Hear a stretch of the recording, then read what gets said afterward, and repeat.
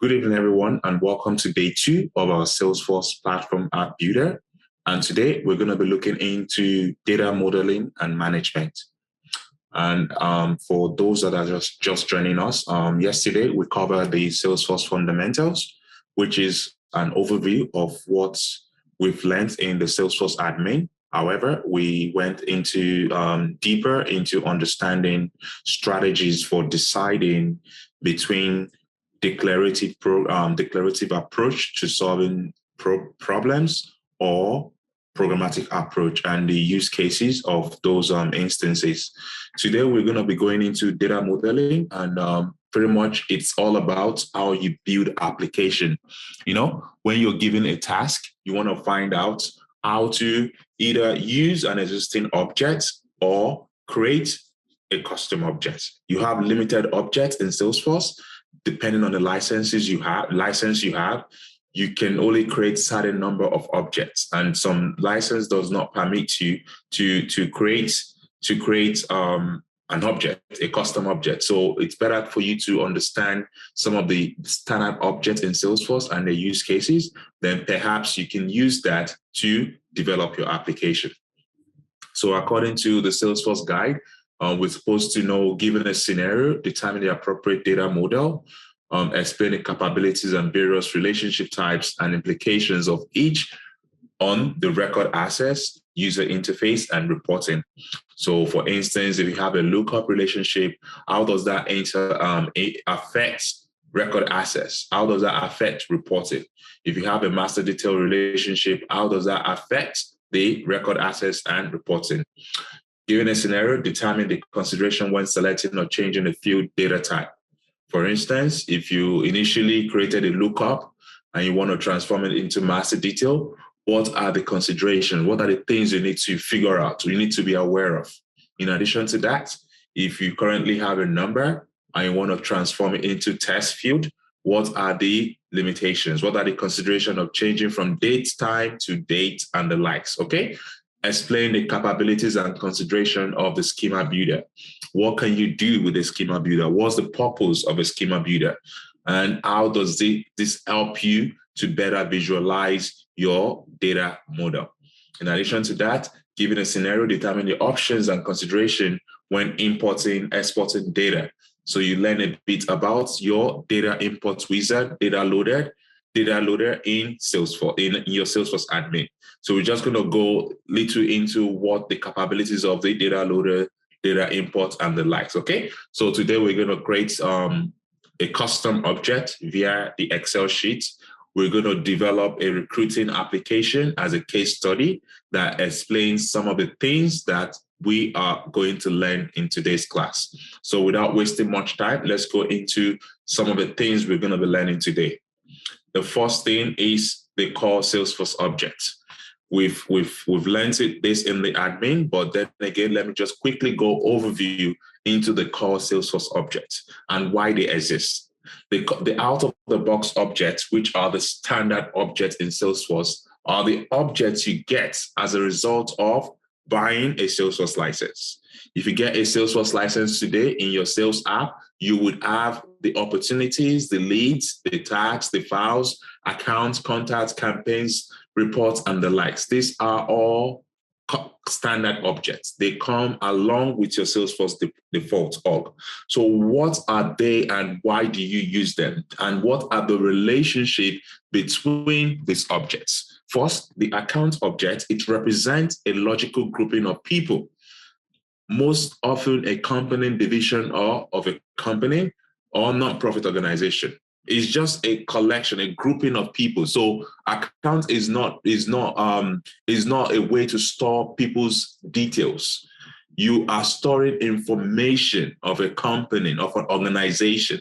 So when you want to store record of something that has to do with an organization, you use an account. However, when you want to store information that has to do with people, someone that can be reached out to, someone that can be contacted, then you use contact.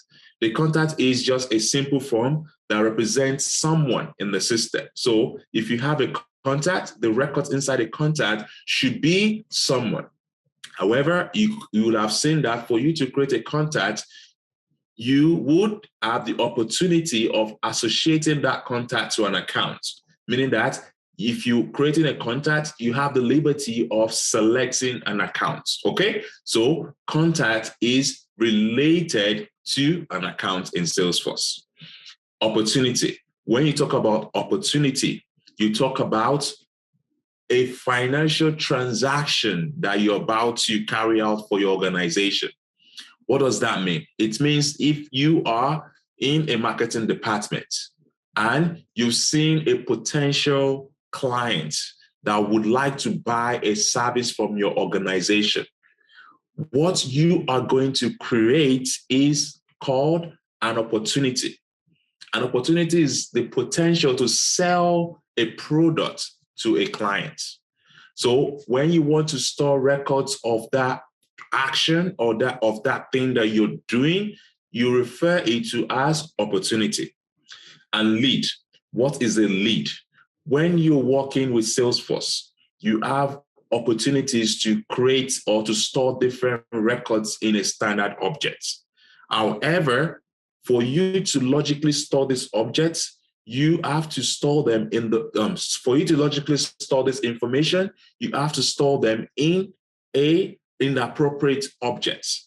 The lead is for storing prospective customers, prospective clients, or prospect, anyone that is interested.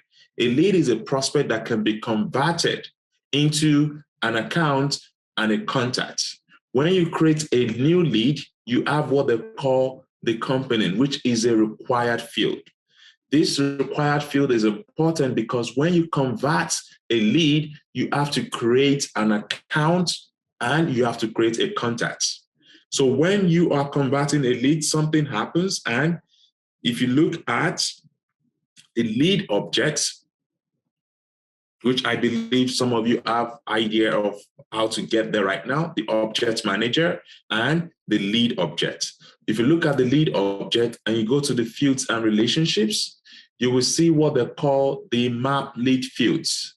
The map lead fields is where you can decide what to map whenever you convert a lead.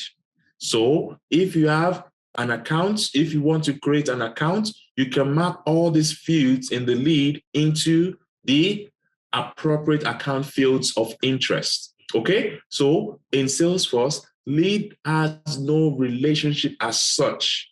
Lead is something that typically stands alone. However, when you convert this lead, you create an account and you create an opportunity. You create a contact and you have the opportunity of creating an opportunity. That sounds funny, but opportunity in the sense that they are related to the account and contact. Okay, so now you've seen the basic stuff. Let's go into more, I wouldn't say more advanced, but more other objects, which you probably need to know or you should be aware of. The campaign object. The campaign object is used to store campaign information. Okay, so if you want to carry out a campaign in your organization, you can use it to store and see the influence of a campaign to a particular product. Okay, so let's say you want to sell a product, you can carry out a marketing effort. You can carry out a marketing activity, and you can see those marketing activity in your campaign objects. So then again, if we are organizing a new cohort, and we want to send out emails to every lead in the system, we are going to create what they call a campaign. And inside that campaign, I can add what they call a lead to my campaign. I can also add what they call a contact to my campaign. Okay. There's also a possibility of adding an account to a campaign, but that is a different configuration itself. Okay. As you can see, just like the way you can add a lead, you can add a contact, you can also import leads and contacts, okay? And the collection, the categorization of the people you are sending campaign to, the campaigns to, is called the campaign members. The campaign members are the people, the audience that you are sending campaign to, okay? So now you've seen the importance of lead. you've seen the importance of contact and how it relates to campaign. And you've seen the campaign members. Okay, campaign members are the leads and the contacts. When you send out campaigns, you can track how much you're spending on the campaign. And you can see the number of clicks. If at all you connect this to a marketing cloud, you'll be able to see the number of clicks, and you can see the ROI, the return on investment that you are carrying out on this particular campaign. Okay, so going back again, we have what they call the case object. The case object is used to store customer questions, feedback, or track issues with services. What does that mean?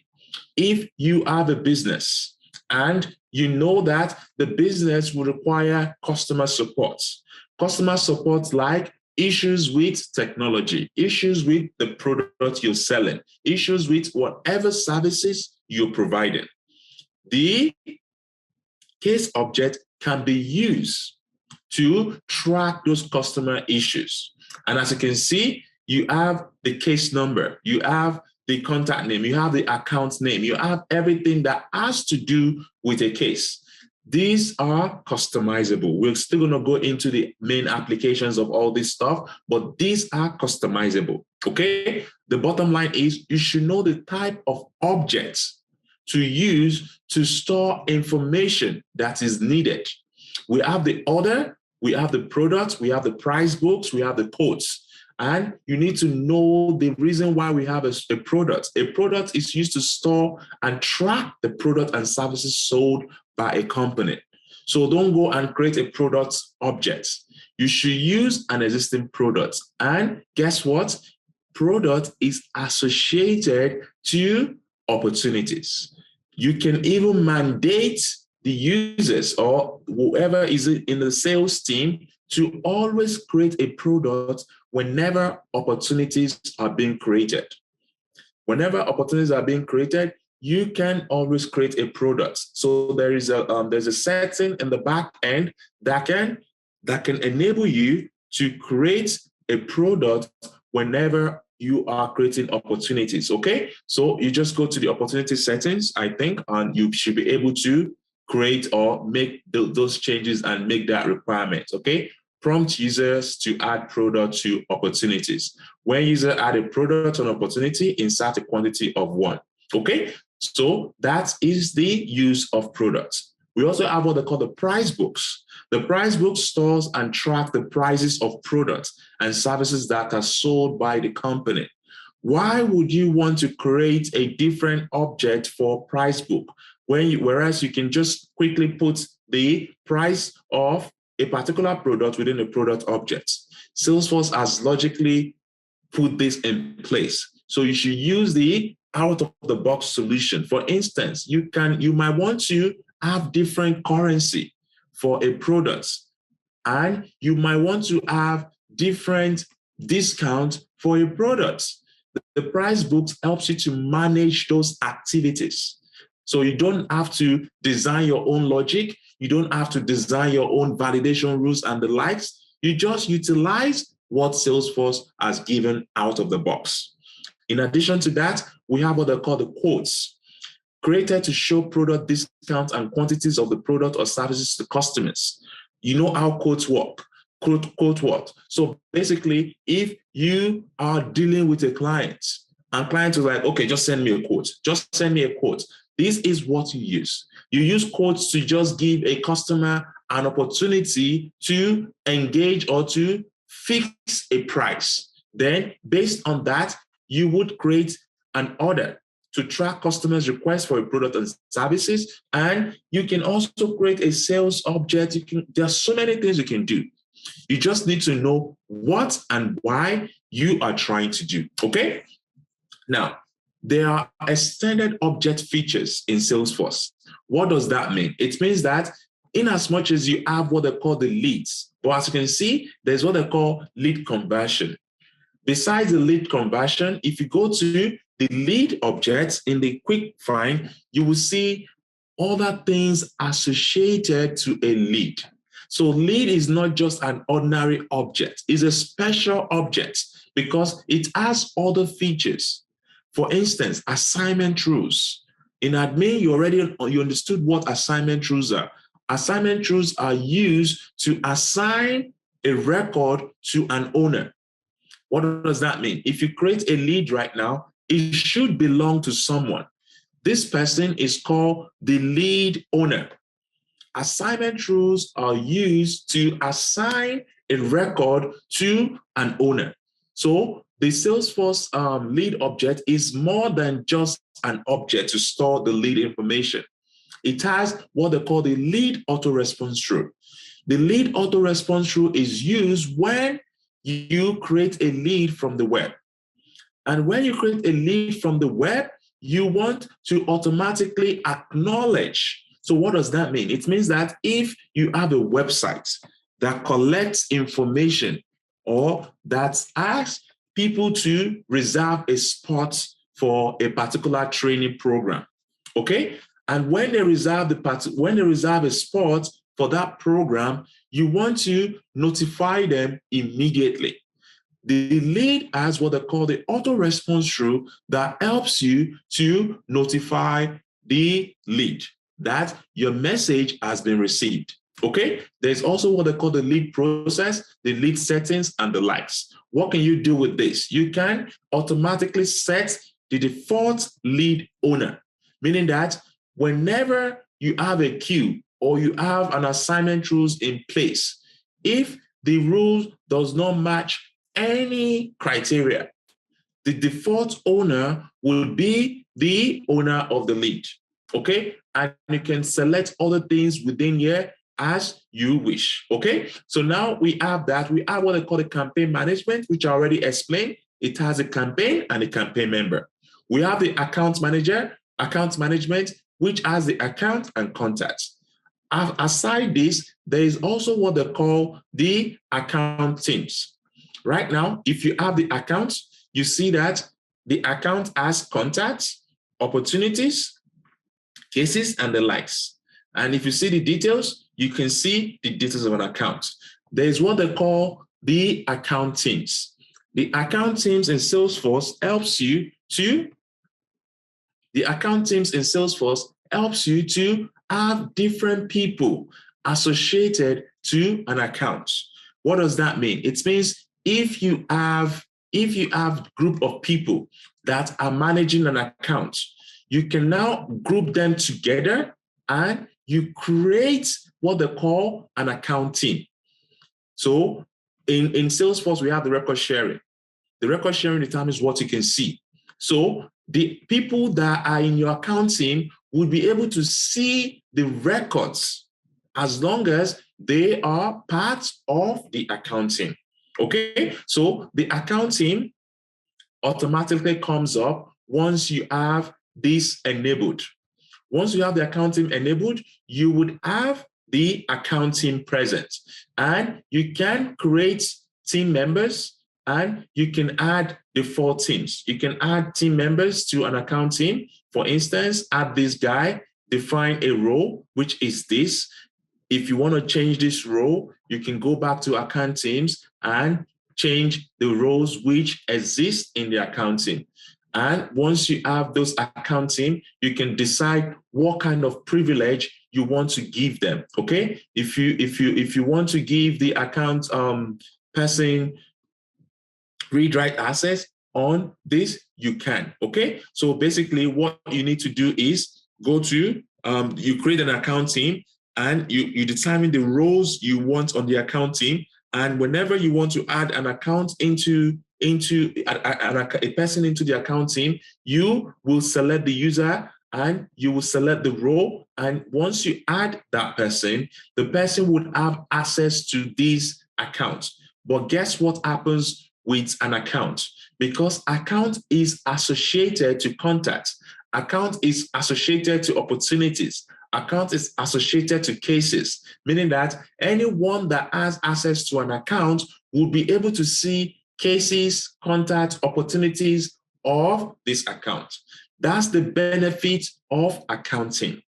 Now that you've enabled accounting, what automatically happens is on the page layout of the account, you would be able to add what they call a related contact. Okay, you'll be able to add what they call a related contact. But before you do that, you need to go to account settings and edit the account settings and click on allow users to relate a contact to multiple accounts.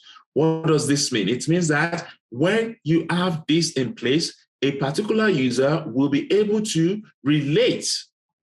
Like right now, you see this contact, okay? And this contact would belong to an account, which is perfect.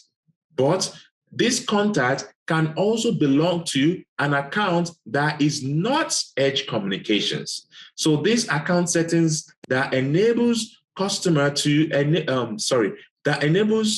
allow users to relate a contact to multiple accounts, meaning that you can have Rose Gonzalez to Edge Communications. You can also add her to other accounts in the system. One of the disadvantages of this is when you are tracking activities of a particular contact, then you wouldn't know what account to track their activities to, because you need to specify what they call a primary contact for that account. Then whatever activities the primary contact is doing, you can track it against that account. However, if you don't specify it, then you will be creating a report that isn't valid because that contact could be doing some activities on a different account, whereas you are associating those activities to the account. What does that mean? It means that if you have tasks, events, and the likes on the contact, then you will be creating a report that is not related to the account which you are tracking, okay? Then we have what they call the opportunity management, which has the opportunity codes, product, and price book. We have the order management, we have the case management. All this we've done slightly in the admin, Salesforce admin. However, in the Sales Cloud, we will be able to do certain things that we haven't done in the admin. However, one thing you're supposed to know as an app, a developer, is to know what these objects are and what the extended object features are. So in case you are asked to design an application, don't create a new application or a new feature. Instead, use the existing feature in the Salesforce. Now we have what they call the record types and pick lists. Why do we use record types? Record types are used to bypass or recreating what they call a new object. So for instance, you have what they call a resource in Salesforce, a resource in a business. And that resource, you need to the resource can either be a person, someone that is working for you, or maybe a car that is driving people to work. That's a resource, right? But most people would want to create a new object to store information about cars. They want to create a new object to store information about a staff. You don't have to do that, because if you can categorize a staff and a vehicle as a resource in a business, then you can just create what they call a record type. When you create a record type, you can differentiate between different types of resources. You don't necessarily have to create a new object to differentiate records, but you just use types to differentiate the type of resources in the system. So if you have a record type, you can associate the record type to a business process, a pick list, and a page layout. So what does that mean? It means that I can have a business process, I can have a record type that is associated to a business process, and it will determine the flow of a particular business. I will tell you the number of processes we have shortly, but you should know the purpose, the reason why you're using a record type. Don't just use a record type because you know how to use a record type. think thoroughly before you start using a record type. Okay? Also remember, when you create a record type, you have to associate it to a profile. Record types are created on objects, and when you create them, you will need to associate it to what they call a profile. The profile is what you associate a record type with. Okay? And if you want to still associate a record type, you can extend it with a permission set. Okay? If you do not create a record type for an object, Salesforce assumes what they call a master record type, which is a record type that is available to all profiles and all users in the system.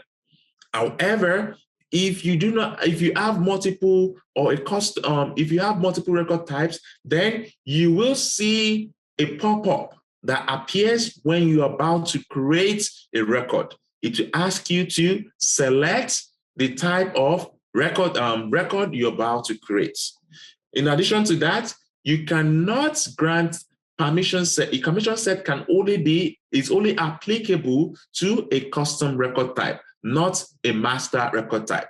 Okay, so you don't differentiate master, it's out of the box. However, if you have a custom record type, then you can use permission set to determine who gets access to a record type. One last thing you need to put into consideration with the record type is, if you are using a record type in Apex code, you will need to disable the code or remove that code before the record type will work. Okay, so have that at the back of your mind. Now, I talked about business process before, but in Salesforce, we have 3 key business processes. If you look at processes, we have the lead process, which is used in the marketing efforts. So what does process help you to do? It helps you to streamline stages of the lead. The lead process helps you to streamline the stages of the lead. We have what they call the sales process. The sales process helps you to streamline the stages of the sales process, of the sales in the company. Remember, opportunity is for you to sell, and you want to track different stages. This sales process helps you to streamline that stages. And the last one, not the last one, but the other one that is more important is the support process. The support process helps you to streamline the cases. The cases does not come out of the default. You have to drag the parts onto the page layout. But if you have a page layout for the parts, if you have the part on the page layout, you will see the process of closing a case. So remember, in Salesforce, we have 3 key processes. The lead process is the lead status. The lead status field on the lead lead status field in the lead object is used to determine the lead process. What does that mean? It means that this stages is controlled by the lead status. Similarly, the opportunity stage is used to determine the sales process. This part is controlled by the opportunity stage. And lastly, for the case objects, for the support process, which is the case object, we have the case status. The case status is used to control the support process. In order for you to use any business process, you need to create what they call the record type.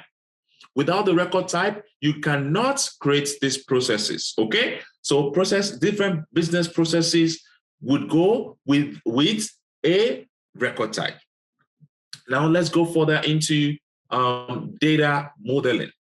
Data modeling is the reason why we're doing this tonight. However, before you can create a data model, you need to understand what objects are.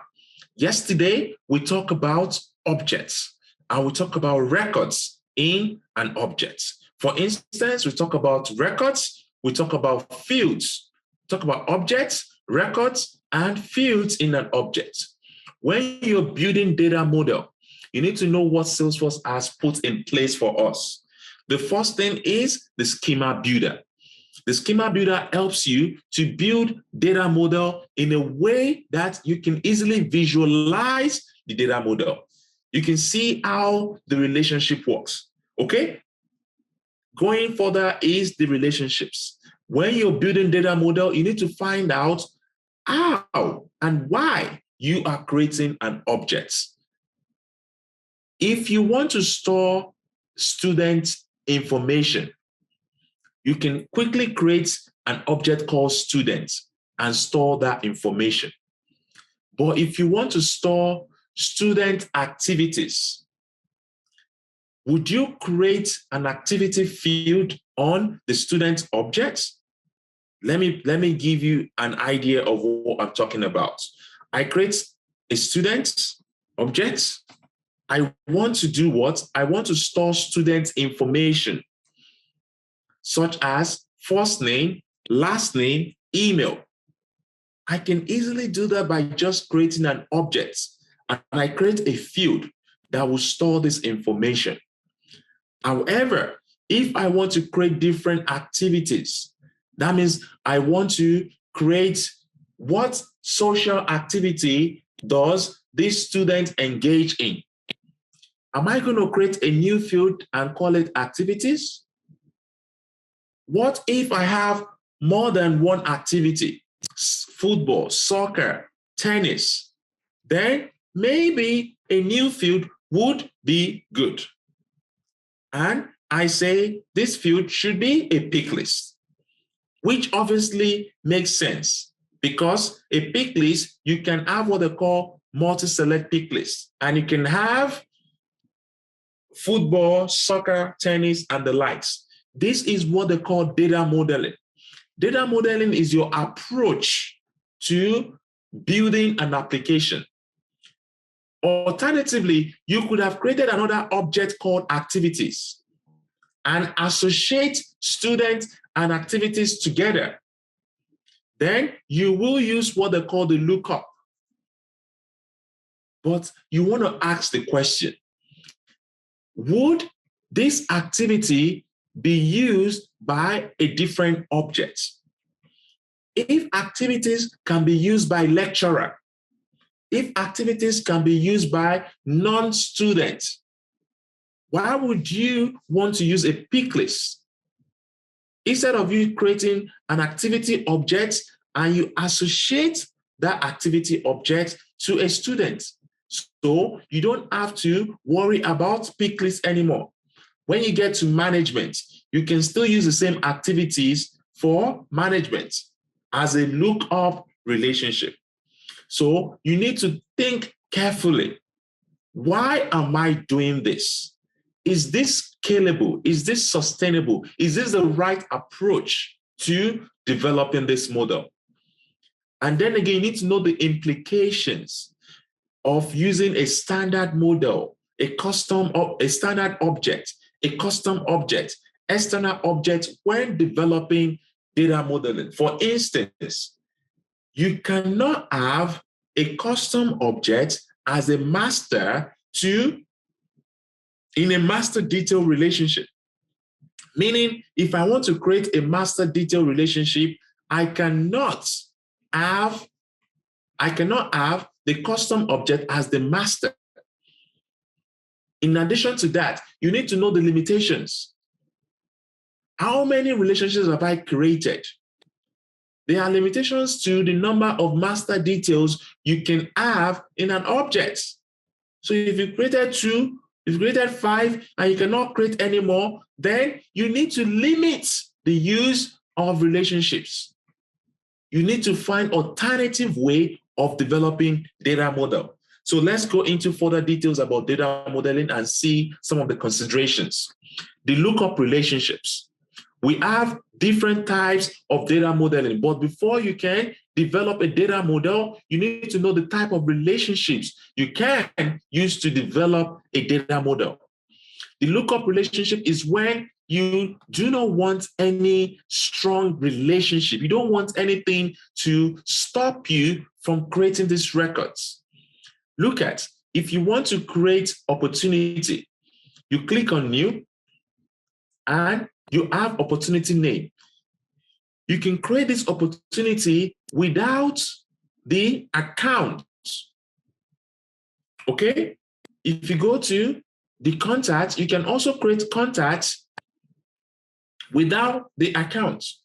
However, if you need to always specify the account before you can create a contact, then you might want to think about consideration for creating that relationship. For instance, let's select lookup relationship and we select anything. Let's just select account, okay? There is what they call the required fields. This required field gives you the opportunity to make a lookup relationship required. By default, a lookup relationship is loosely linked relationship, meaning that you do not need to present a data in the relationship field for it to exist. However, you can make the lookup relationship a required lookup relationship. So in as much as it is loosely linked, it is still required. The only difference is that you do not share the properties of the parents. By properties, I mean the visibility. So that would, if you go to master detail relationship, you would understand better. Master detail relationship is a tight relationship between two objects, meaning that if you want to create this object, you have to tightly couple them together. They have to be coupled together in a very tight manner. So for me to explain that, let me use a schema. So I can show you the type of relationships and the implications of those relationships. So if I have this relationship, I clear this, and I have accounts, okay? And I have contacts.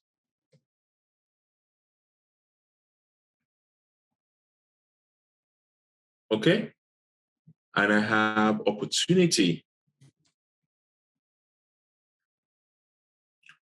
Okay, these are standard objects, so you might not see the benefits much. You might not see the relationship much. Let me see, I have, let me create one quick one so we can actually see the difference, okay? I create a student, or I think I created a student object, so I'll go to the student and I will create a master detail relationship with the student and the account.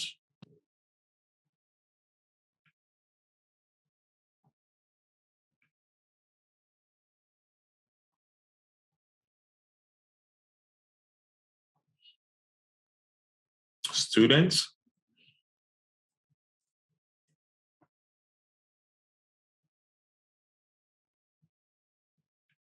I need to refresh this page for it to kick in.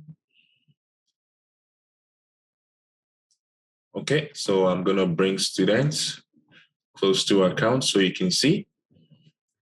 So as you can see, we have the account and we have the students. What this means is that the account is the master and the student is the detail. The master detail, and you can tell with this red relationship sign that shows master detail relationship. What does that mean? It means that if I do not have an account, a student cannot exist. A student cannot exist. Tight relationship meaning that this parent is controlling the existence of a child. An example is project and project line items. When you create a project, if you're working in a team or whatever it is, you create a project and you create different project line items. Can a project line item exist without a project? No. For the project line item to exist, you need to have a project. This is a master and this is a detail relationship. Unlike lookup, this lookup, it can exist or not exist. With master detail, it must exist. Okay? The many-to-many relationship is a bit different. How is it different? It's different because you are bringing two master detail relationship together. Before we quickly go to many-to-many relationship, let me tell you something about master detail relationship. The master detail relationship can exist between a standard object and a custom object, but the custom object cannot be the parent. The standard object must be the parent, or you can have two custom objects together. That's fine. You can have two custom objects together. That's fine. However, you cannot have the custom object as the parent. What do I mean by that? The student cannot be the parent of the account. The student cannot be the master and account to be the child. Account is the standard object. Student is a custom object. Okay, how do you know a custom object in Salesforce? When you create an object, you would see what they call the type of this object. And it will tell you that this is a standard object. And you will see a custom object, it has the _C. This is how to identify a custom object. If you're working as a developer, one of the things you'll be required to do is query an object. So when you're querying an object, you will not put _C in a standard object. However, for custom object, you will need to put _C. Okay, so now we know the difference between the lookup relationship and the master detail relationship.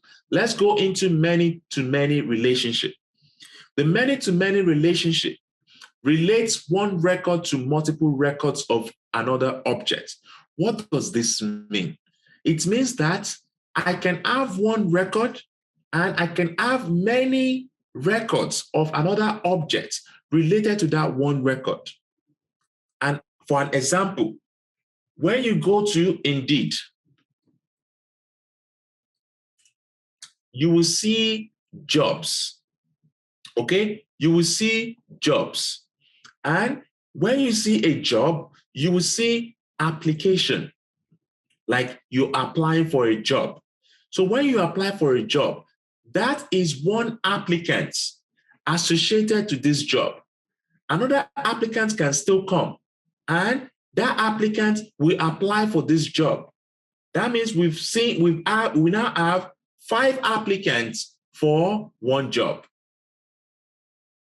Okay, we've had 5 applicants for one job. Now, we can also have this applicant apply to other jobs. So one applicant can apply to other jobs. This job, one applicant, this job, this job, this job. Another applicant, this job, this job, this job. This job has many applicants.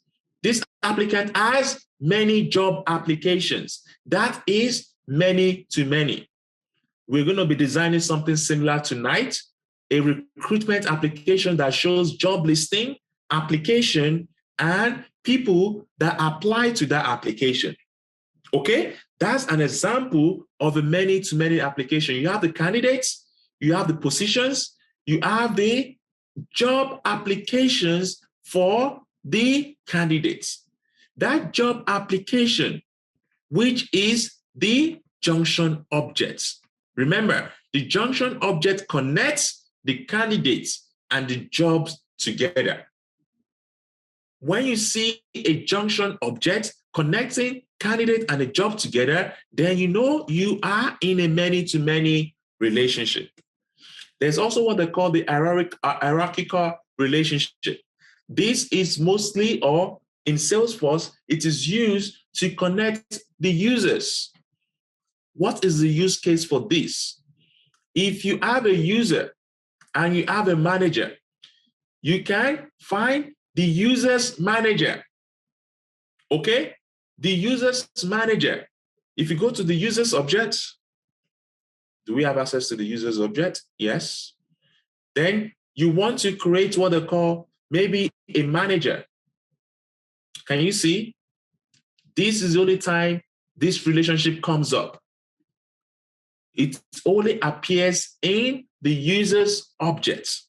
Okay? It is used to associate one user related to another user.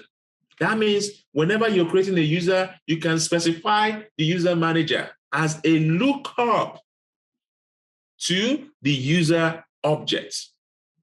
Okay? Now, let's go further. When you're designing or you're trying to create a data model, you want to find out some few things before you start development. One of the things you want to find out is, should there be a link between the objects?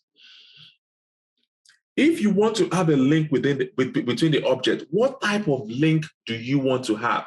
Accounts and contacts. Can I have an account without contacts? That's a link, but is that link required? You want to find out, because your goal is to reduce the number of, to be honest with you, your goal is to reduce the number of master detail relationship. Number of master detail relationships in Salesforce. So 2 master detail relationships are allowed in an object. What does that mean?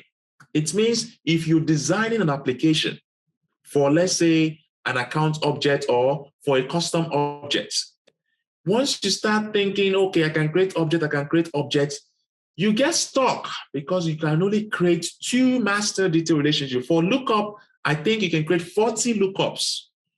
So you have 40 lookups, you have 2 master detail relationships. So when you're designing, think about the link. Can I use required lookup instead of a master detail? Remember, the master detail is almost the same thing as required lookup. The only difference is that the master detail sharing relationship with the child. The child is a slave to the master. You also want to find out, would this record be deleted when the parent is deleted? When the parent is deleted, for instance, if the project is no longer in existence, do we still need project team members? We don't need project team members because we don't have projects anymore. However, if you can still do with the project team members, then it shouldn't be a lookup. It should be a master detail. So always think about your design approach. Always ask the question, how many relationships can I create? Or how many relationships do we have in the system right now? Then ask yourself, what are the dependencies on these objects? Also ask yourself, would you want to relate in terms of security of the record? Do you want the master to do you want the child to have the same security as the master? For instance, job applications, right? You have candidates, you have jobs. If a candidate should apply to a job and the interviewer cannot see the candidates, is that a logical development? Wouldn't it be better if you have a master detail such that the interviewer, a lookup such that you can easily give access to the interviewer to see a read, edit on the candidate objects? You don't want the interviewer to delete the job, right? But they should be able to read the candidate profile. So if you now make it a master detail relationship and the interviewer does not have access to the master object, then the interviewer will not be able to see the candidate, the child object. I'm just giving a hypothetical situation right now, okay? Then you want to ask another thing again. Is it going to be attaching the relationship, which is something we've already discussed, the lookup, required lookup, and the optional lookup, okay? So if that's the case, then you have to decide on what to do. So this is another details about lookup relationship. But everything in this group information I've already given to you, besides the fact that, number one, roll-up summary is not supported in lookup. When you're creating a lookup, you cannot do what they call the roll-up summary. Roll-up summary is a field that exists on on an object, but if you are creating a lookup, you cannot use roll-up summary because it is loosely connected. Okay. Also, you do not have the sharing capability. A good example again is store and sales order. When you have a store, you can have a store, an object that stores store information, Waterloo location, Toronto location, you get the details of that store. And you also have what they call a sale order. A sale order is an object that stores sales information, meaning that I can have this object independently. I can also have this object as a lookup, meaning that whenever a sales has been made, I can collect the store which this sales was made as a lookup. And whenever a store is created, I can associate a sales to a store. Okay, so understand the relationship and know the implications from a standard reporting type. So for a lookup, you can create, for each lookup relationship and fields, you can create a custom report type for them. So if you have a lookup, it's a good candidate for a custom report type because of the relationship. It automatically appears. Okay? On the master detail is like almost the opposite of what we just discussed. One thing you should also know about the master detail is the owner field is not available on the details. Okay? The owner field is not available on the details, meaning that if you have a student and an account, then the student field would not have an account. The student field would not have an account. So let's quickly see that. The student field will not have the owner ID, okay? Because the owner is created for the account and they have the same properties. Okay, let's see if we have students here. So this is students. Student is present. So let me refresh this. And I have student, okay? So let me create a student for this account. Okay, I click on this student. There is no owner field here. Compared to opportunities, you have what they call the owner, opportunity owner. For the students, you do not have the student owner, okay? You do not have the student owner because this is a master detail relationship. So I want you to understand the difference between a lookup and a master detail relationship. In addition, there's what they call reparenting is not allowed. However, the admin can allow reparenting, which allows you to reparent a master detail relationship. What does that mean? It means that when you are creating a master detail relationship,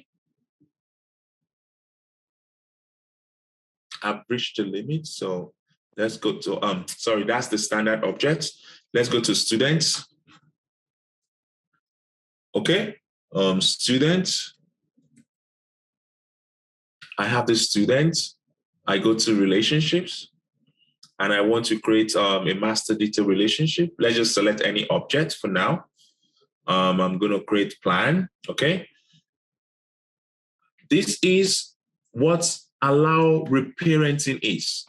Remember, I told you, you cannot have if you delete the parents, if you delete the parent of a detail, the children is gone, the child is gone, okay? However, allow reparenting means that I can give this child a new parent. That means this child will not be deleted. It will give me the option to assign it to a different parent. Okay, that's what the statement means. But then again, if you delete the master, you will, if you delete the master, if you delete the child, it will go to the recycle bin. If you restore the child, you will get the relationship back. However, if you delete the master and if you delete the child and you restore the child, you restore the master, you will not get the child back. So understand the impact of deleting records. You have a master detail relationship. If I delete this child right now, then I delete the master. Both of them will go into the recycle bin. But when I restore the master, I will not get the child back when I restore the child. However, when I delete this child right now, it goes to the recycle bin. But when I restore this child, I will get it associated back to the master. Okay? So know the implication of your data modeling. Again, the many-to-many I already explained to you. The most important thing here is you need to associate it between two master detail relationship, and this relationship is the junction objects. Okay? Let's go into more consideration for relationship. I'm focusing on this because this is what application development is all about. When you get on the job, you'll be asked to develop an application. And the first thing they will ask you is, or the first thing you start thinking about is, what type of application do I want to develop? You want to start asking yourself that question. There is what they call the external objects in Salesforce.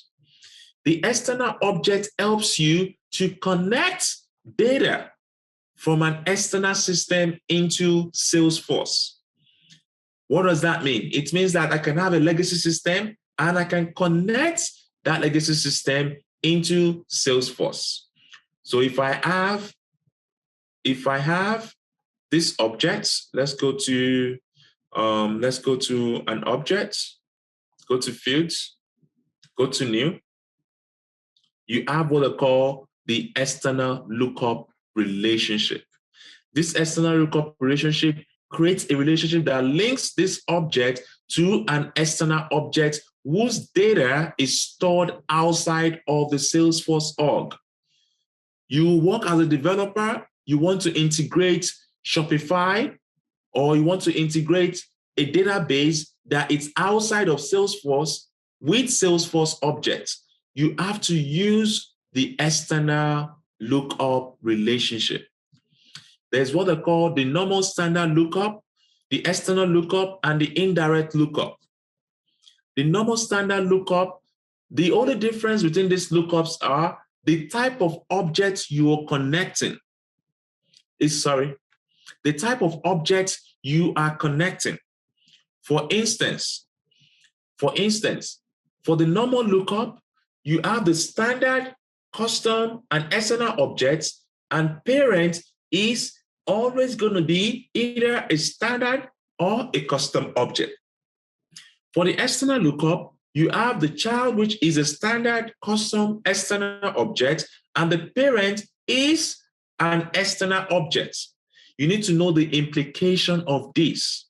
The implication of this could be if this object is not stable, the data that you see in Salesforce will not be stable. Remember, the whole idea of relationship is to relate data. If you have a contact and you want to create a lookup relationship with contacts that will display the invoice. If the invoice is coming from an external system and the external system connection breaks, you will not be able to see the data for the invoice. How do you connect an external object with Salesforce objects? You use what they call the Salesforce Connect, the Salesforce connector. The Salesforce connector is what you use to connect an external object with Salesforce objects. It is more of a developer's activity, but more of a system integration specialist job. But a developer should be able to know this as well, okay? So you need to know the tools that you can use to connect the external objects with Salesforce. Remember, it is called the Salesforce Connect, okay? Now, Lookup searches. What are the considerations when you are developing your data model? The lookup searches are not available. So what does that mean? It means that if you create a lookup, you cannot look up. So let's see this. You say new. Let's imagine this is a lookup, right? You cannot look up whatever you want to attach to this record. You cannot look it up like this. It's not available. So if this was an external object, you cannot get this record as a drop down like this. Okay. Number two, related lists. The loading of related lists of a child external object could be imparted. What does that mean? It means that if I have the related list, which is this, and I have, let's say, an invoice or whatever object that is coming from an external source, the loading of this data could be imparted if the server is not fast. Cross filters in reporting. Cross filters are not supported for an external object relationship. What does that mean? If you go to reports and you want to create a new report, for instance, you have this, and you want to do a cross filter on this report. A cross filter is when you want to filter, you want to do a filter and you want to do a cross filter. Okay? The cross filter is not available for the external objects. Okay? That's what it means for cross filter. Unsupported features like bucket filled lists, historical trends, reporting are not supported. So what you can do in reporting is limited for external objects. Okay, so let's go further into fields. Again, you guys are getting everything you've already learned in the admin. However, I'm going into a bit of the technical details about these items. So what are fields in Salesforce? You've seen that when you are creating an object, you have what they call the fields and relationships. The fields and relationships are the fields, like the parameters or the attributes of an object, what the object is made up of. So if you have a field, you have what they call the standard fields. What are the standard fields? The standard fields are the fields that come as a result of creating this object. When we created the student objects, certain fields appear on that object. We did not create them, but they just came as a result of creating the standard, the custom objects. These are created by, last modified by.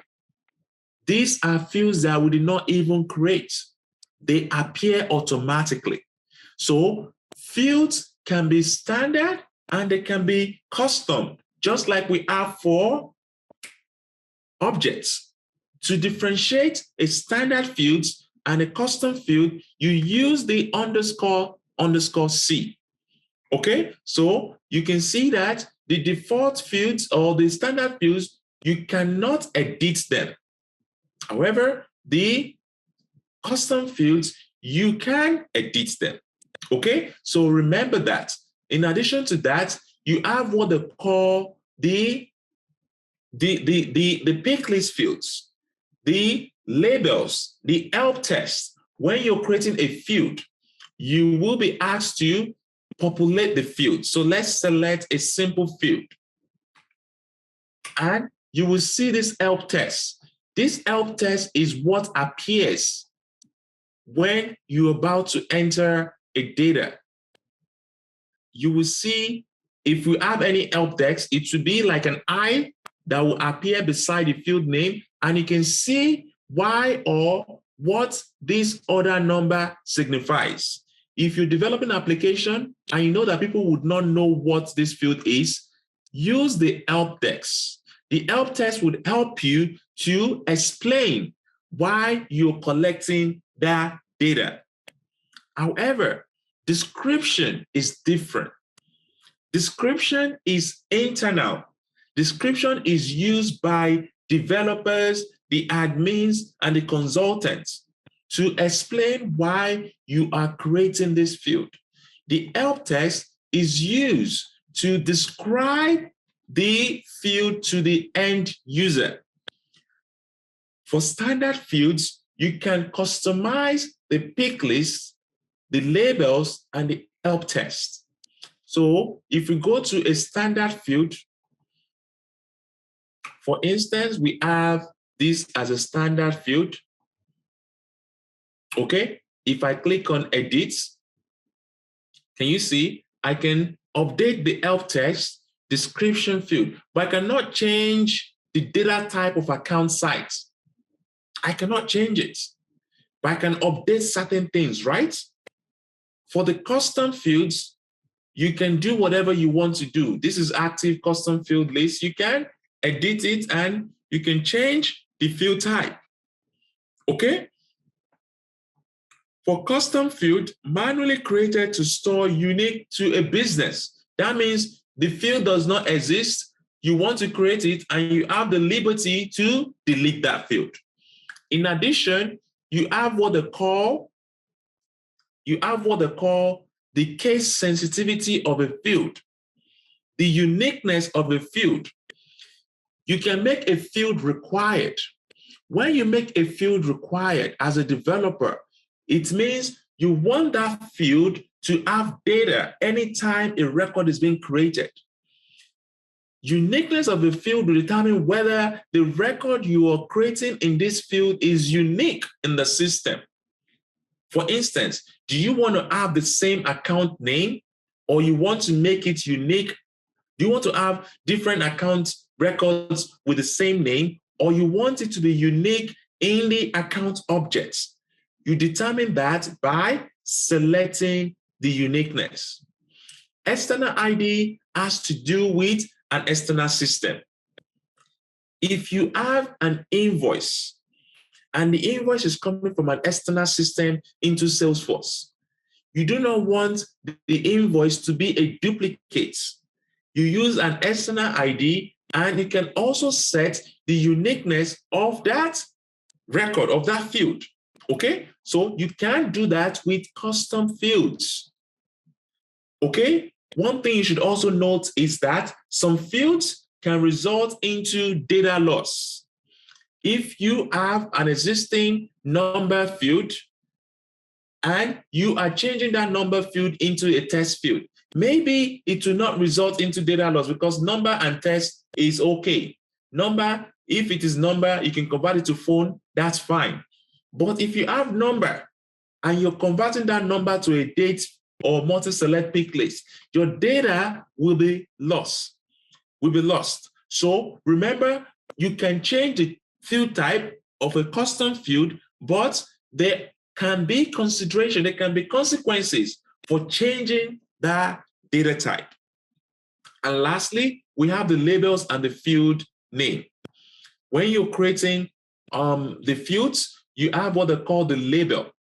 The label is used to identify the field.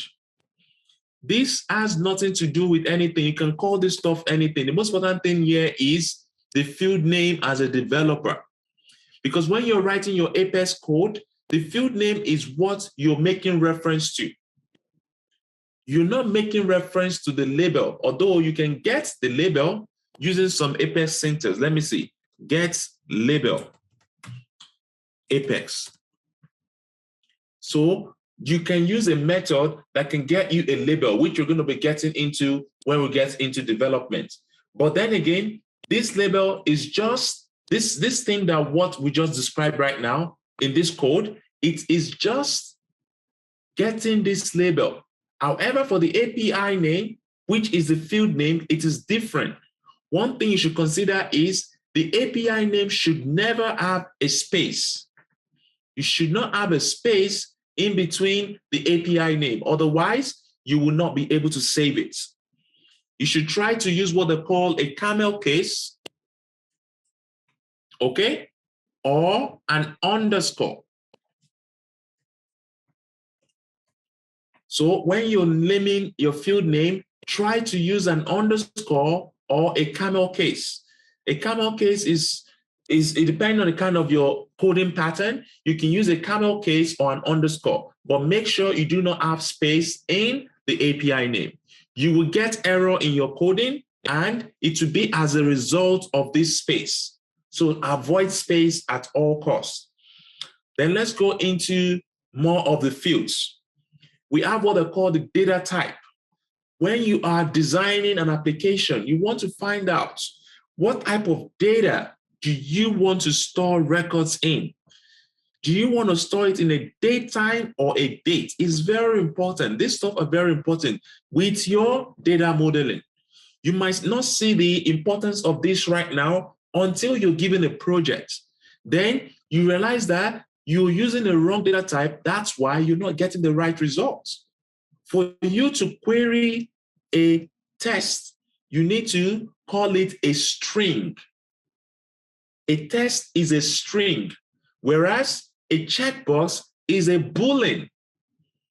A boolean has a different representation when it comes to programming. We're going to get into that maybe next week or the week after. However, this data type will determine what the prefix you are going to provide.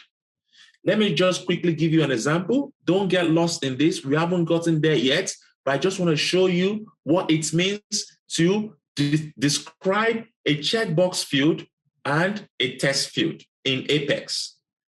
To get into your developer console, you go to Setup and you click on Developer Console. The Developer Console appears and you can maybe create a very simple window to just describe what I'm talking about. Let's say you create a field that says is paid. This field is called is paid. You cannot just say is paid equals true like this. It doesn't make sense to Apex. Okay? Is paid equals true doesn't make sense. You have to specify what type of field is paid. In your backend, it is called Boolean. It's called a checkbox. A checkbox is a Boolean. However, if you want to collect first name, remember I told you camel case is Babatope. Okay? Again, in Apex, this means nothing. However, if you put string, then it will mean something. Everything you want to describe is given based on the data type. So it's very important to know why we are doing this. This is what Salesforce helps you to do behind the scene. You don't have to describe your test as a test. Once you select this, Salesforce automatically behind this scene, put a string in front of your field name, okay? Which is why data type is very important. So please spend some time to understand all this and find out the equivalent of this in Apex. When we get there, it will become easier for you to understand, okay? When you have a currency, the same way you have a currency, you just put currency in front of it, okay? And you put currency or you put decimal and you describe the type of name you want to give that field, okay? So now that we've seen an overview, let's do a simple case study. So the case study is very simple. We want to build an application for a recruitment app for a startup. We want to reinforce the knowledge of what we've learned so far. But before I get there, I'm going to put a stop just for me to get a feel of what you guys have learned so far and to find out if you have any questions before we go into the case study. Okay, so I'm going to put a pause here and please raise your hand up so I can find out if you understand what I've said so far and you have any questions regarding them. Okay?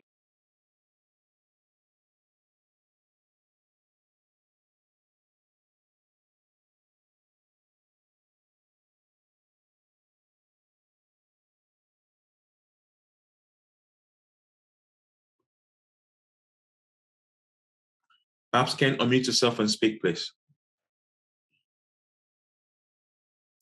Good evening, sir. How are you doing, sir? Good, thank you. Very well. All right. So I have two questions. One of them has to do with the account. One of the last the slide you had that we're looking at. You were showing not the slide. You were showing us inside the org. You're showing us that there's an account. You're treating an account as a field there, and not this one. I think like maybe one or two previously. We're showing it as a field. Where? Which one? Not here. I think it was inside the back. It was the back listing, but you were showing us that it's a field inside the field and relationship. It was an account. There was an account there. Yeah. And I'm a bit confused why we have account there. We also, even though it's showing there that an account there is a custom field there. I don't know whether that's the right time to use. But inside, we also know that we have account also as an object. So I'm very confused. Where can you have account as an object and also have it as a field, as a field? So that's pretty much yes, exactly. Okay. So that's one of the confusion that I think my brain is trying to wrap my head around. I guess I'm not clear with that concept there. That's number one. Maybe I should wait until to take the second one. Okay. This is a master detail relationship. It is something you create. So it is called a field, but it is a master detail relationship field. Any relationship you create is a field on that object. Whether it is a lookup relationship or a master detail relationship, it is still called a field. A lookup, a master, it's a field that you're creating. The only difference is that the field is a relationship between two objects. So because you're creating this, it is not out of the box, then it is a custom field. But the data type is master detail, and it is related to an account. Does that make sense? Okay, so it's related to an account, even though it's acting here as a field. Yeah, it's a field. Relationships are fields. They are just a different type of field. That's all. Okay, I think that's clear. Secondly, I also like to know when I'm building a data model, say I'm giving a project or a case, whether at work or in the special assignment, I'm always trying to find out what is that grunt test that will tell me the kind of relationship that I'm dealing with. I know sometimes it can be multiple, it can be complex, but what is that, what I call the key test that I need to always ask myself in my brain? Is it the dependency that you always think about? Is it about the fact that I look at it and look at the interaction and what they're trying to do here? How do I literally get to that zeroing in on knowing exactly the grunt, what I call the grunt test? Yeah, that's where experience comes in, to be fair. But then again, it comes with questioning. Ask yourself the question. The question is, why am I creating this object? Why am I creating this relationship? A project and a project team member. Can I have a project team member without a project? No. Then I know that the relationship between a project and a project team member is a master detail relationship. Should I create a project team member object? Ask yourself that question. How many project team members do I have? If I have more than one project team member, then I need to store it in an object. If I have just one project team member, then I can just create a field. A field can only contain one record. An object can contain as many records. Do you get what I mean? What I mean is that you can always think through, how many records am I creating? If it is just one record, then it is a field. If this account, Burlington Textiles, if an account number is only just one, it's just one account number that would belong to Burlington Textiles, then you will do what? Create a field. However, if Burlington Textiles can have up to 10 account numbers, guess what? you will be creating an object because object stores records. Field store data. This is a data. This is a data. But if you have 10 of these associating to this bulletin, then you want to store it in an object. Object is used to store records with the S. Field is used to store data, just one value. That's it. Okay, that's number one. Number two, I gave you that example of projects and project team members. If I want to store more records, I create an object. If that project would only have one manager, then you just create a field and call it project, the account, then you put manager, then you put manager as a name, right? But if the manager you're putting here would also be a manager for another account, would also be another manager for another account, then you will create what they call a manager object. And you will associate it as a lookup because it is not only belonging to this account, it is also belonging to other accounts. And if you delete this account, you don't want to delete that manager because that manager belongs to other accounts. That's why you're using a lookup, okay? Again, it comes with experience, it comes with interest, it comes with a lot of try and error. I did not get here by, just saying it. It's something I've done over and over again. But you should always test it as well. That's why Salesforce gives you hands-on org to play around with, okay? So try it, test it, and make the changes that you need to make, okay? Abasia can please unmute yourself and speak. All right, thanks. So I don't know, maybe I missed you explaining it, but I just want to ask if we can have two standard objects in a master data relationship, and if we can also have two custom objects in a master data relationship. Yeah, you can have two custom objects in a master data relationship, and you can have two standard objects. I believe you can have two standard objects, detail relationship, okay? But you cannot have a custom object as the master in a master detail. You cannot have the custom object as the master and the standard object as a detail in a master detail relationship. That's very important. Let me see. And also you can look into Salesforce help regarding relationship. Salesforce help. Okay, so look, I will send this in the chat. It will help you to understand a lot about master, detail, and the likes relationship. The most important thing here is you should know how to define it.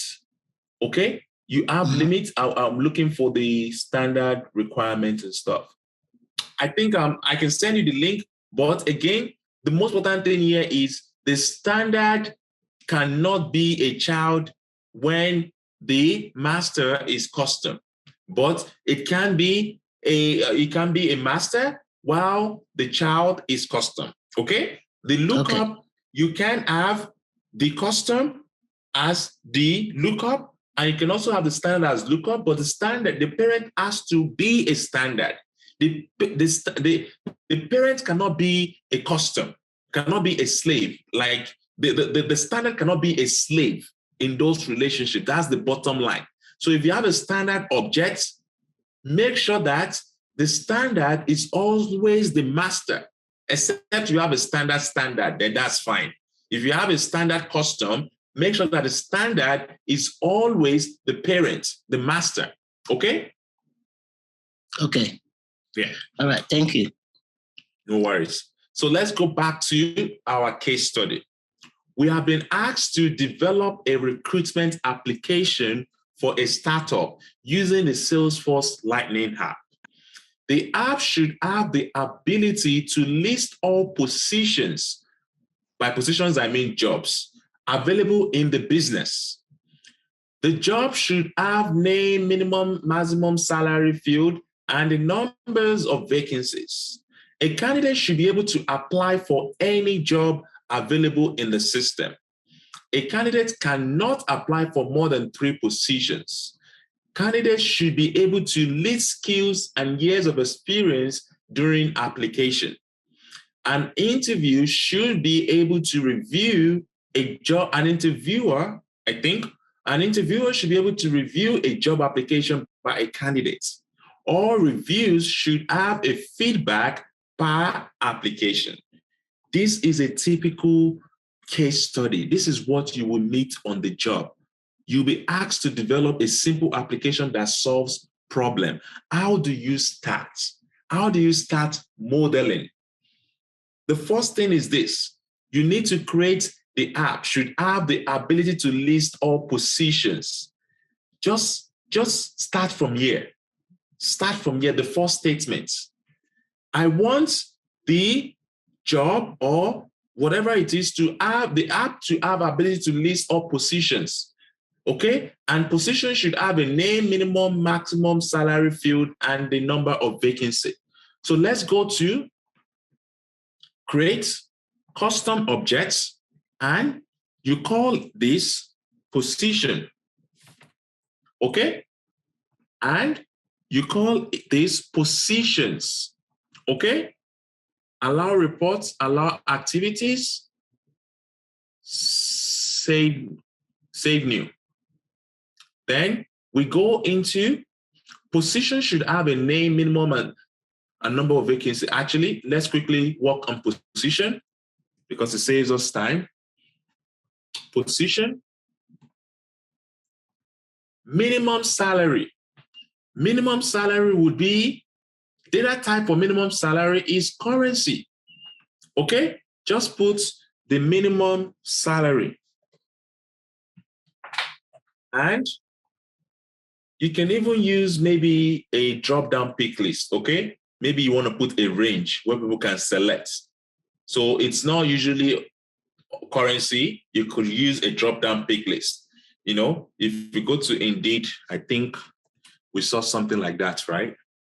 Whereby we can see the salary of a particular job, can we not? Or maybe it's prominent in sales in LinkedIn, but don't let us stress ourselves over that. The most important thing is we know why we're choosing currency, because it is called minimum salary.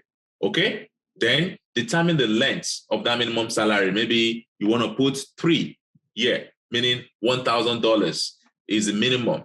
Then you select the visibility based on the profile, and you do all this page layout stuff. That's normal. That's the admin stuff. Then we have the maximum salary, which, again, you can say the maximum salary is like a 6-figure, and, okay, for the position, save. Okay, then you have the number of vacancy. Number of vacancy should be a number.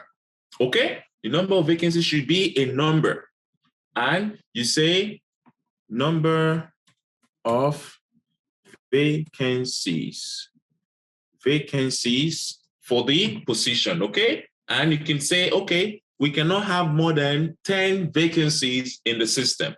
Okay, this is just a very simple case study that helps you to understand many to many, helps you to understand one to many, master detail lookup relationship. Okay, by the end of this application, I would explain all the data modeling that we have learned tonight in just one case study. Now, we've done this item. A candidate should be able to apply for any position in the system. That means we need an object called candidates, because candidates should be able to apply. That means we need to store candidates' information. This is how you think, okay? This is how you think. I have this save. And what do you expect in a candidate? In a candidate, you need to have a candidate name, and maybe you need to have a candidate profile, such as, remember, you want to store the information of the job applicant, which is the candidates, right? You want to have a candidate should be able to apply for positions available in the system. A candidate cannot apply for more than 3. Candidates should be able to list skills and years of experience. So how would you store skills? How would you store years of experience? I can store skills as a multi-select pick list. Okay? Multi-select pick list. Multi-select pick list, whereby I can, store the skills, and I'll say programming, Salesforce, database, whatever. Okay. I'm selecting multi-select. I'm using multi-select pick list because I want to be able to select more than one skill for a candidate. Candidate should be able to list skills and years of experience. So you want to have the year of experience as a number, the years of experience. However, if you want to have it more complicated, you can now create an object called skills. Then you have an object called years of experience. Then you associate skills and years of experience together. That's making it complex, but let's make it very easy for now. Number of years of experience. Years of experience, okay? We have the years of experience, and I'll say the maximum is 2, right? I mean, the maximum you can have is 10 years. You cannot have 100 years of experience, right? The maximum is 99 years if you ever live to that stage, okay? So save. Again, what else is required? Candidate should be able to list skills, years of experience. We've done that. This one is a validation, okay? We're going to go there shortly. Let's come back to this. A candidate should be able to apply for any position. So what kind of relationship would you have between candidates and application? What kind of relationship would you have? I said a candidate should be able to apply for any position, any jobs. So you will be able to create what they call a junction object, which is a many-to-many relationship that has the candidates and the position. I gave you this example. I'm applying for a cashier PT. I'm applying for a store associate. That means one candidate has applied for cashier PT store candidate. Another candidate comes into play, applies to cashier PT and store associate. Another candidate comes into play, apply to cashier PT and store candidate, store associate. That means 3 candidates comes into the system and they've applied for cashier PT and store associate. 3 candidates have applied for 3 jobs. These 2 jobs belongs to 3 candidates, like they've been applied to by 3 candidates. To achieve that, we need to create what they call a junction object. What is a junction object? A junction object is a many-to-many object that has, I'll call it position, okay? You can just call it position applications. No, job applications is even better. Job applications, okay? The job applications by the candidates, okay? Then I allow this, okay? And I save. So now this is where the relationship comes in. This is called a junction object. This junction object is holding 2 other objects together. Go to new, call it master detail relationship. Remember, master detail relationship, that's the only object that you can use for a junction object. The first one is candidates.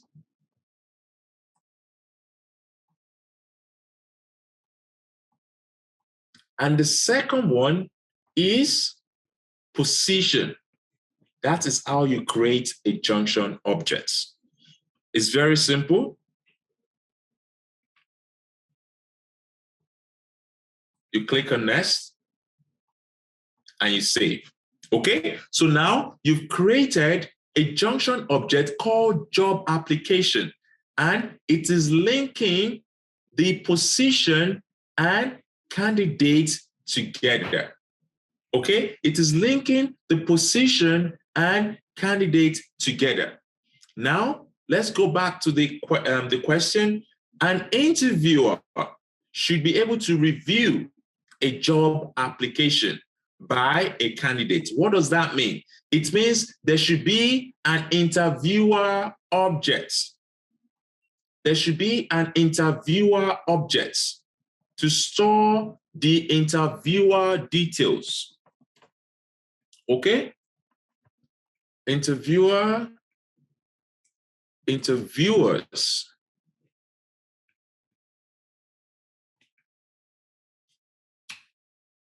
Okay, and we have that. And remember, it says should be able to review job application. That means this interviewer should be able to review job applications. That means review and job applications needs to be related. Okay, review and job applications needs to be related. So you go to you create a review.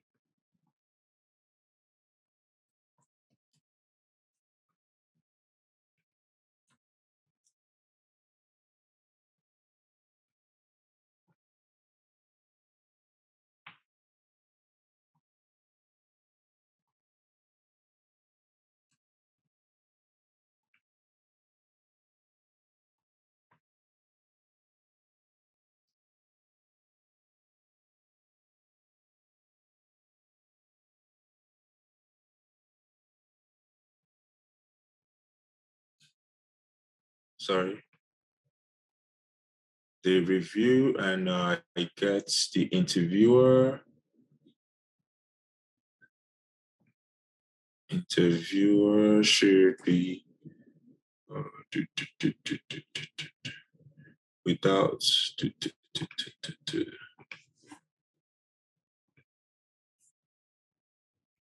did I refresh this? Yeah. Okay.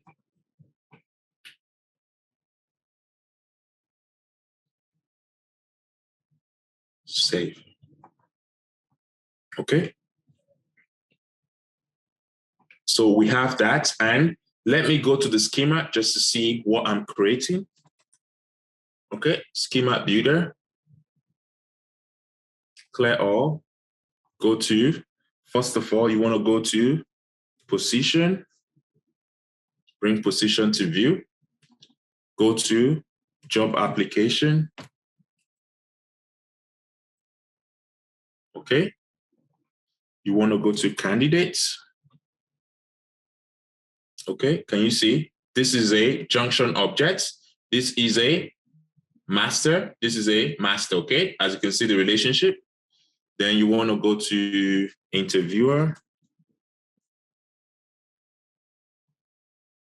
Okay, and you want to go to review. Which one of them is it? Is it this one? Yeah. Okay. And I think I don't have any business with this. This is not my review, okay? So I go back to this. So this is my relationship, right? There's one other relationship. I need to associate this with this, okay? I need to be able to associate this with this. But you know, we have limitations, right? We have limitation. What is the limitation we have? Can someone tell me the limitation we have? Can someone raise their hands up and tell me the limitations we have? Itman, please. An object cannot have more than two master details relationship. Yeah. Although you were a bit funny, like your sound is a bit funny, but I think you got it right. So what can we do in this situation? We can just create a lookup, right? can just create a lookup and make it a required lookup. Okay. If you don't have the opportunity, you can just use a required lookup. So where do you put the required lookup? You can just go to this reviewer and just create a lookup to the job application and just make it that way, okay? Because you have limitations. And I go to review. Again, these are the kind of things you put into consideration, okay? You don't know what the outcome of whatever model you're developing, but you have to put it into consideration and you have to create something, okay? Then just use a lookup so we can associate it to that job application. 2 job applications. But remember, we need to make it, no, not required. It doesn't have to be required because you don't have the opportunity to review before you start requiring, okay? So you save. Okay, save. Now, if you go back to the schema, you should be able to see relationship properly. Okay, that's it. You've created a recruitment app that lets you list positions, let candidates apply for the positions, and it creates a junction object for job applications and positions, and you have an interviewer that is writing a review for the job application. That is it. But this is not the end of it. You need to do one to complete the application. You go to tabs and you bring all your objects to tabs, okay?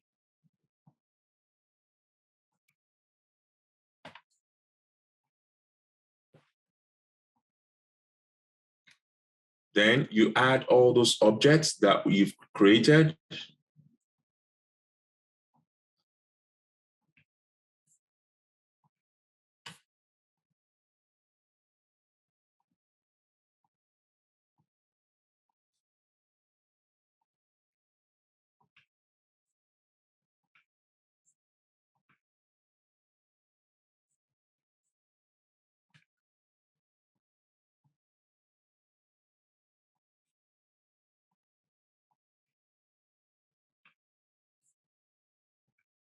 After you add those objects that you've created, you'll be able to see them in your application, okay? Because the reason why you're adding them is because you want to be able to add them to your Lightning app, okay? It's a very simple application, but you need to think carefully based on, I think we've added everything. Then you go to your app manager, you create a new Lightning app, you call it recruiting app.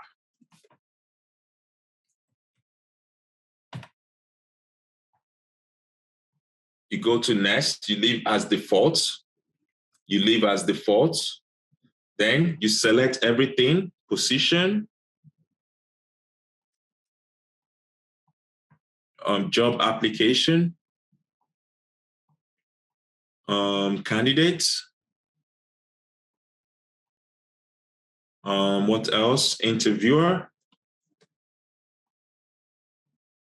What else? We have position, candidate, interviewer. We have review.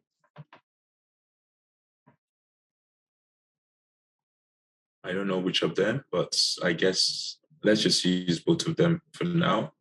Then we can determine later. I'm going to make it visible to the system admin.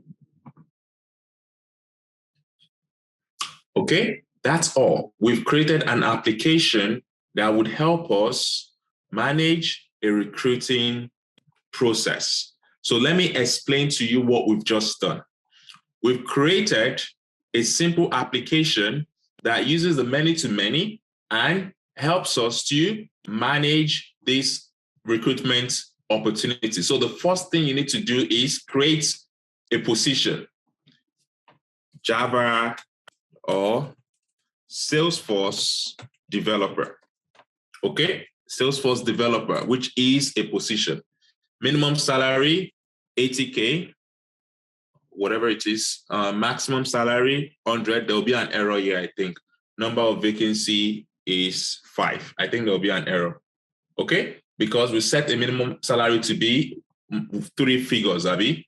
So we have this, okay? This one should be 6-figure. So we have this, okay? So now we've created a position. When you're developing, you're going to use Lightning components or you're going to use Visualforce page, okay? And you'll be able to create, I showed you yesterday how to create a website. You've learned how to create a website using your HTML and CSS and JavaScript. Lightning component is JavaScript. You will create that position and you will style it to look like this. This is a description. This is a field called description. This is a location. This is a title. You have everything that you need. You just need to create that field, okay? You created that field, you created that position object. Now, you need to create candidates, okay? Candidates. Candidate is Babatope, Olajide, and skills. You choose all those skills for this candidate and the years of experience for, you save. Now you've created candidates. If you go to the related tab of the candidates, this guy has not applied for anything. Okay, go to positions. Can you see? Many to many is when this guy is present in positions and is also present in candidates. How are they related together? They are related together in a junction object.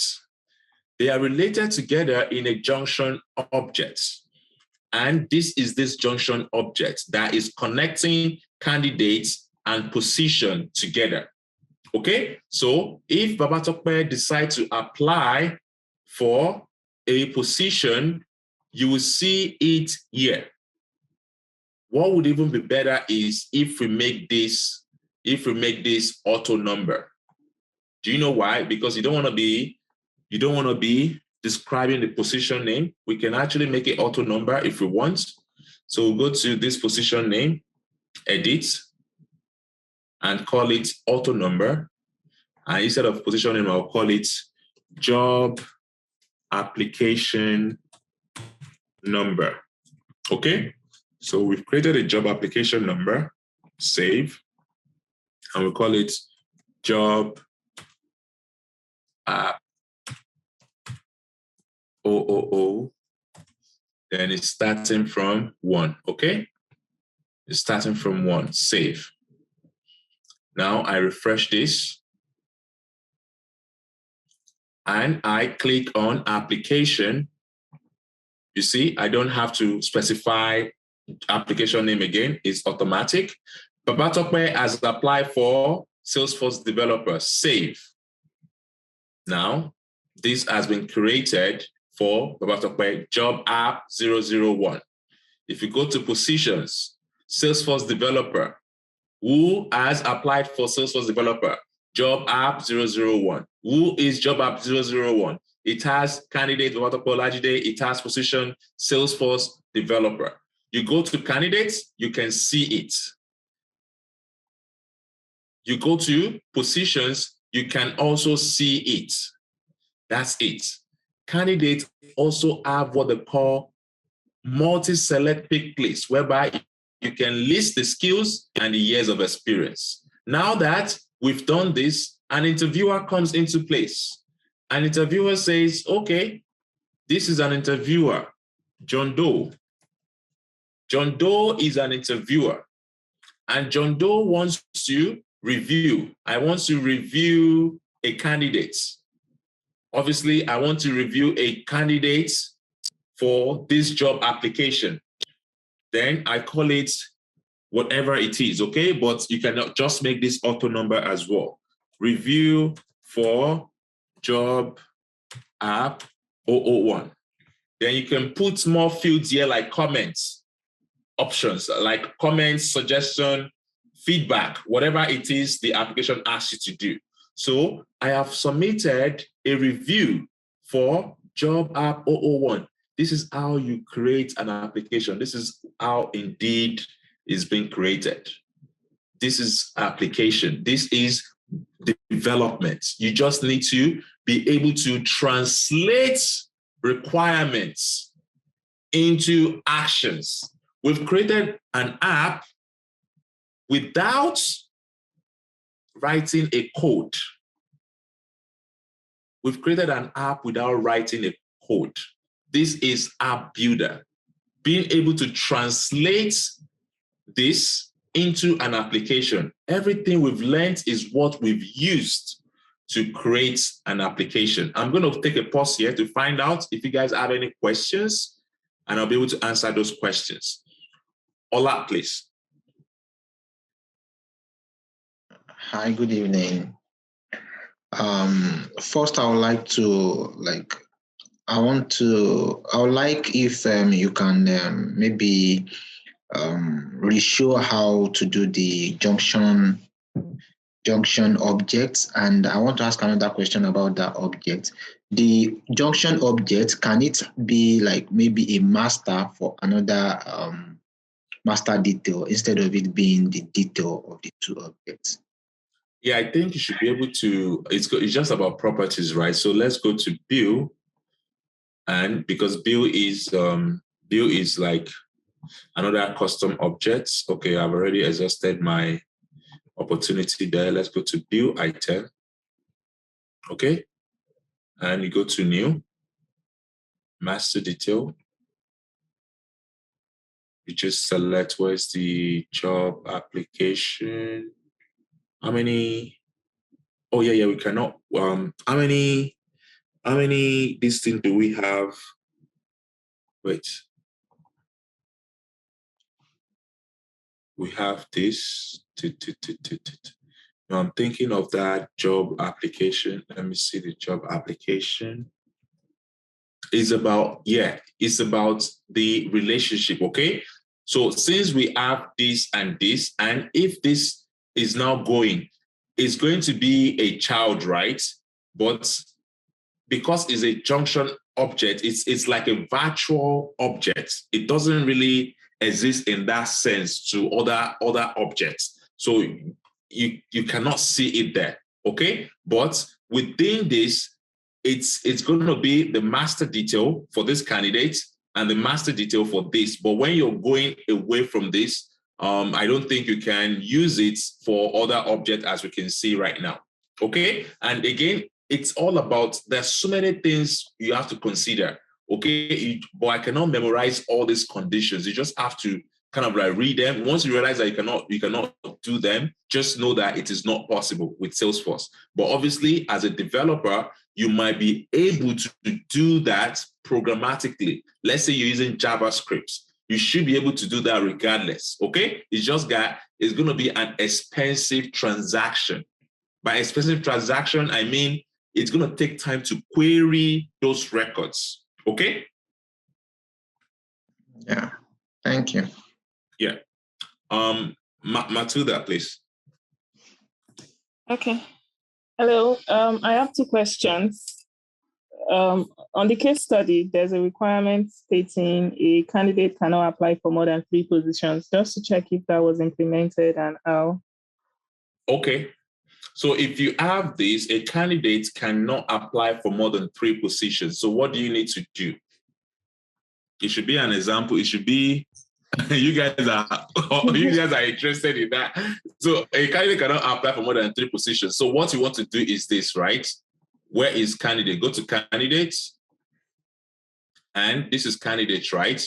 You want to create, and this is candidates, okay? And in candidates, you know that you can tap through position. So what you want to do is probably, I haven't done this, but what I would probably think about is this, okay? I'll go to candidates. I'll go to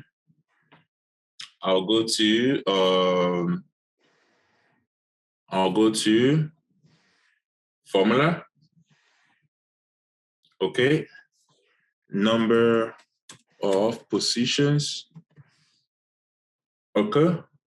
Then I do number, next, insert fields. Can I get job application from here? I cannot get job application, right? Okay, so Just 1 minute. I go to job applications. I know I have to use an object, cross object. Go to formula. Just say number of unique candidates. Let me see the relationship. So I have this candidate, okay, and this candidate. Can I get the job applications from this candidate? Just give me 1 minute.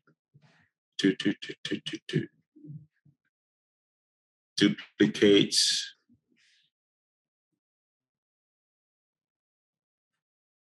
Okay, I don't have the formula.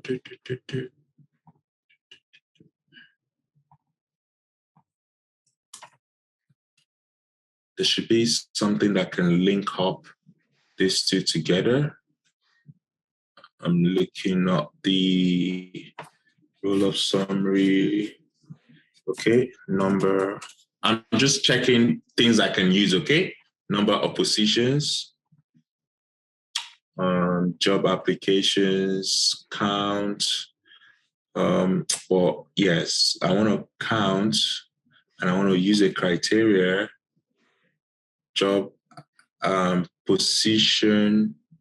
Okay, I want to use position. Just give me 1 minute. Job applications and positions would always be, yeah. So I can say position is not equal to null, okay? Position is not equal to null, then I save, okay? So now on the candidate object, I have the number of positions, okay? Which is a count of job applications. Go to the page layout. And number of positions is there. So I refresh this. Okay, so you have a number of positions. So if I go back again and I apply, let's just assume that I'm just applying again, right? And I apply again, okay? So now I go to the details, I see 3, okay? Then I just write a validation rule that checks the number of positions. If the number of positions is greater than 3, then I stop that from applying, okay? So just check number of positions, okay? But I don't think, the positions can be different. That's the only thing there. But then again, in a normal job recruiting application, right? They don't allow you to apply to more than certain position, okay? You cannot apply for more than 3 positions, okay? Positions. Okay, not more than 3 positions, then you save, okay? So if you go back, you refresh this, then you go to related, new, try to apply again, okay? You cannot apply for more than 3 positions, okay? So again, it's about your experience, right? You see, I tried to use formula initially, it did not work. Then I was like, okay, how can I bring number of position to view? And the only way I can bring it to view is by using that roll-up summary. But the reason why we could use roll-up summary is because we have the master detail relationship in place, okay? Does that help you understand how to build applications and conditions for that application?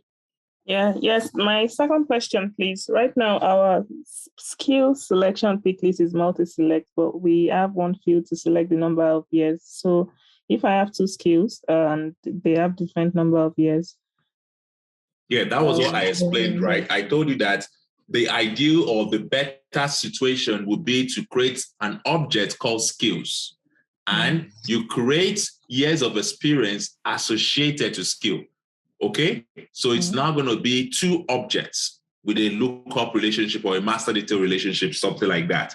So it's not going to be within the candidate object, but it's going to be related to the candidate objects. Okay, That's the best way to implement that, not this way. This way is just a quick approach to doing this, okay? So does that mean the number of years would have fields already maintained, or would I have the option of typing in a number because I'm calling it as a related object? So you would have a skill object, and for that skill object, you have experience per skill. Okay. So you can even have a skill object and the experience. You have skill, you have years of experience. Programming, 4 years. Database, 5 years. So you can actually have just one object called skills experience. Then fields in that skill experience should be skills name, years of experience. Okay? Okay. So that means I can have the same skill created multiple times because different candidates can have different years applied to the same skill. Yes. So again, it's about how you want to go developing this. You can advance it by creating objects. One skill, one object for the skill, and one object for the experience. So it's going to be skills and experience, and it can be lookup. By lookup, you will be looking up a skill and you will be creating experience for that skill. Do you get what I mean? So skills will be a lookup here, a lookup in the related, and the experience will be associated to that skill. So you don't have to replicate skills all the time. It's just going to be a lookup whenever you need it, and the experience for that user, for that candidate, for that skill. Okay. We have to implement it for it to make sense to you, but in the interest of time, I don't think I would like to do that, but I would rather you do that and show me what you've done, because this stuff is probably what people make a lot of money from, and I just design it in less than 30 minutes. Okay, but if I gave you this stuff, it's going to take 2 weeks. For some reason, I don't see why, but it's usually take 2 weeks to develop application. But then again, please use this example and build upon it. Because what we're going to do as a developer is we're going to be developing a custom website. Instead of using internal Salesforce tabs and everything, it's going to be external. And that is you becoming a Salesforce platform developer. This one is Salesforce app developer. But when you go outside of Salesforce using JavaScript, HTML, it becomes a Salesforce platform developer. Okay, Benga, unmute yourself and speak, please. All right, thank you, Babatope.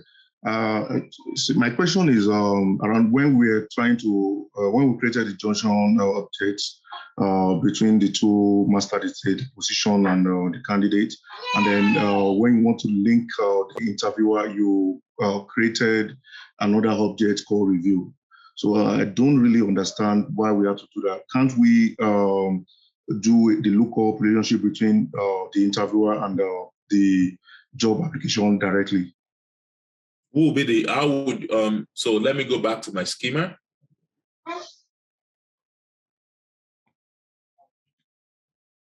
Okay, so now we have the interviewer. So what are you suggesting? Oh, that we do the lookup between the interviewer and the job application. Not. No, you cannot do that now, because if you do this interviewer job application, where would the review store? Where would you store the review? So can't that be a field on the interviewer? Job application? Oh, yeah. No. So no. That's not how to develop the application, because if you put a field here, whatever review you put is going to be just the review for that job application. But you could also put more than just the review. Let's say you want to put the decision. You want to put those kind of stuff. You don't want to store it within the job application. You don't want to congest this master detail, because you might have purpose for other things for review. Okay? In as much as it's cool to have, it is not advisable to have. Okay? Okay. Thank you. No worries. Okay, so that's all for tonight. I would like to, I hope you guys have submitted your assessment one. It's very important to submit that assessment. I don't want you to be in class and just being there, not learning anything. The assessment will give me an idea of whether you are actually in the right place, because that assessment is very simple. If you're struggling with that assessment, I would be worried. For the past 2 months, you've learned JavaScript, HTML, and that assessment is a reflection of what you've learned. In addition, tomorrow I'm going to give you a quiz. That quiz, you have to attempt it before we go into platform development. Take your time. The quiz should take you about 10 minutes or 15 minutes, but it is important you attempt that quiz, because if you cannot get a score which I'm pleased with, I would be worried with your interest in becoming a developer. The quiz is very simple, but it is also very tricky. I'm expecting you guys to get at least 75% in that quiz. I will be showing you the link to that quiz tomorrow, but you can take your time and attempt that quiz as much as you can before Friday. So I know if you are ready for the task. The quiz is easy, but you have to be ready, okay? I need to know who can think on their feet and who can solve problems without even having to give, like, spoon-fed everything to them. So do that quiz. I'm going to give you the quiz. It's going to be developer quiz 1, okay? And I would also upload the app builder certification prep. Okay, I'll upload it starting tomorrow or Thursday. Then you can start revising over the weekend. By next week, by this week, we should have completed the app builder. And by next week, we should start preparing for our certification. After next week, we're going into coding. So please start reading ahead of the class. That's the only way you can be ahead. Even in development world, you have to be ahead of the class. So please don't, for the next 8 weeks that you're with me, be determined to change your life. Be determined to transform your career. This is an opportunity. I might not do this next cohort, or it might not be me, but while it's still me, try as much as possible to be part of it, because the feedback I get from you will propel me to challenge you more. But if you are a bit relaxed, giving excuses, I will just be relaxed with you and you might not get the best of the training you're supposed to get, okay? It's okay to give excuses, but don't make it too much. Try to commit for the next 8 weeks, okay? That's all I would say. Thanks for the time. Thanks for the audience. I will speak to you and see you tomorrow. Take care, everyone. Bye for now. Everything I said is for the developers, by the way. If you're a consultant, please just stay and enjoy the class, okay? All the best, guys. Bye, everyone.